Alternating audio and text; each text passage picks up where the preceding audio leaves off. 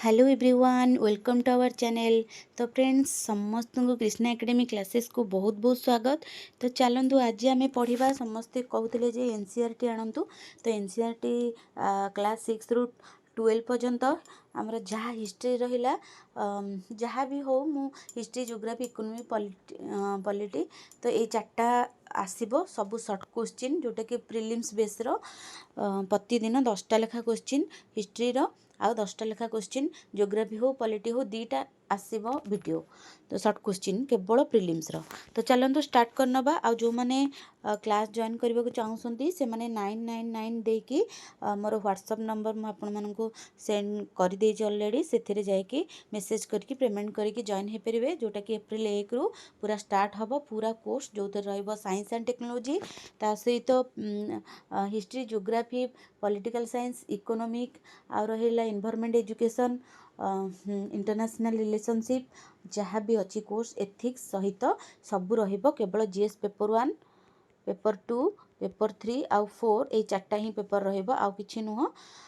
तो चाहिए जॉइन हो पारे। तो चलतु वीडियो आज स्टार्ट करनबा। तो आम हिस्ट्री जानीचे फास्ट एंशिएंट हिस्ट्री पढ़ा जोटा कि प्री हिस्टोरिक पीरियड। तो फास्ट क्वेश्चन कौन अच्छी देखा।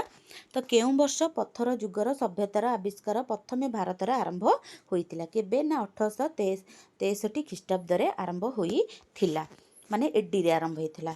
तापरे भारतर एटाको एडी कहबा आमे। तापर सेकेंड क्वेश्चन कौन अच्छी देखा।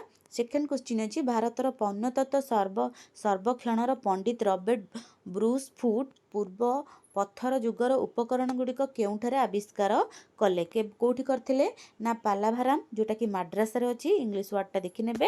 तो यहाँ हूँ पालाभाराम जोटा कि माड्रास रे अवस्थित।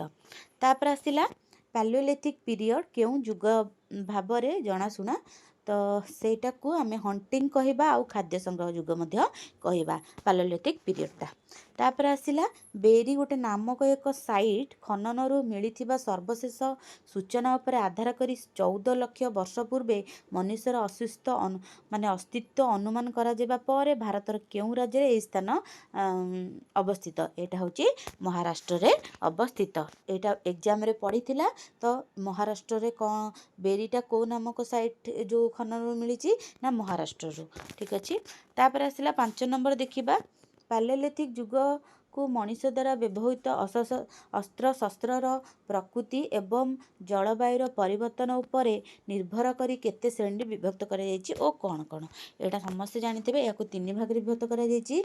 गोटे लोअर पैलियोलिथिक एरा बा पीरियड आउ गोटे सेकेंड मिडिल पैलियोलिथिक पीरियड आउ हाई पैलियोलिथिक पीरियड जोटा कि तार एठी कोठर को पर्यंत लोअरटा आमर जो जे लिखाई सब आपण माने देखि परिबे।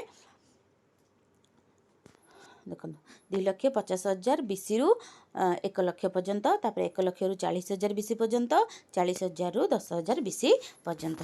तो 6 नंबर आम देखिबा केउं संस्कृति को गदस खंडक बा बाटिकासम कल्चर कुहाजिबो। तो एटा टे मन रखिबे ए दुटा वर्ड। तो कोठी ना सोहन कल्चर रे सोहन संस्कृति रे। तापर रहिला जुरिसिया जुगर गछ जीवाश्म केउठारे मिले। एटा होची छत्तीसगढ़ रे मिले जुरिसिक जुगर गछ। तापर रहिला मध्यम पैलियोलिथिक समय को लेभास फेज बोली कुहा जाउथिला कारण एही समय सर्वोच्च गुणात्मक उपकरण गुड़िक नेभास नामक एक स्थान रे मिलिथिला। भारतर केउं राज्य रे एही स्थान अवस्थित ना महाराष्ट्र। देखो एटा दीटा क्वेश्चन हो जाउची। मध्यम पैलियोलिथिक रे समय रे कोठारे बा कौन मिलिथिला आ कौन कुहा जाय एटी बहुत क्वेश्चन हो गला। आपण माने सेही टाइप रो पढ़िबे। नेभास फेज तो कहबा आमे नेभास नामक स्थान रे मिलिथिला महाराष्ट्र रे सेति लागि एटा को नेभास फेज युग कुहा जिवो। तापर नेभास निकटर केउं स्थान रे मिडिल पैलियोलिथिक धूली एवं बासस्थान प्रमाण मिलिथिला।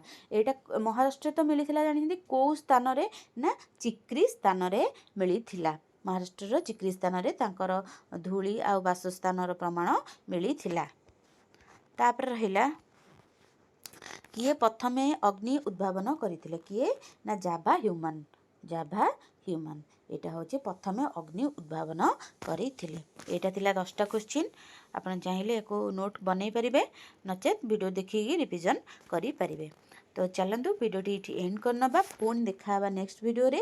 ଯଦି ଭିଡ଼ିଓ ଭଲ ଲାଗିଛି ନିହାତି ଭାବରେ ସବସ୍କ୍ରାଇବ୍ କରିନିଅନ୍ତୁ। ସବୁ କିଛି ଓଡ଼ିଆରେ ଆସିବ, ଖାସ୍ କରି ମୁଁ ଟ୍ରାନ୍ସଲେସନ୍ କରିକି ହିଁ ଆପଣମାନଙ୍କୁ ସବୁ ଲେଖୁଛି, ସେଥିପାଇଁ ଟିକେ ଟାଇମ୍ ଲାଗୁଛି ଭିଡ଼ିଓ ଆସିବାକୁ, କିନ୍ତୁ ଆଗକୁ ଶୀଘ୍ର ମୁଁ କୋର୍ସ ଗୁଡ଼ାକ ସାରିବାକୁ ଟ୍ରାଏ କରିବି।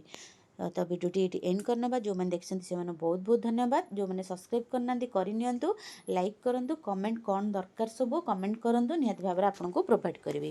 ଯେଉଁମାନେ ଦେଖିଛନ୍ତି ସେମାନଙ୍କୁ ବହୁତ ଧନ୍ୟବାଦ ପୁନଶ୍ଚ। Thank you.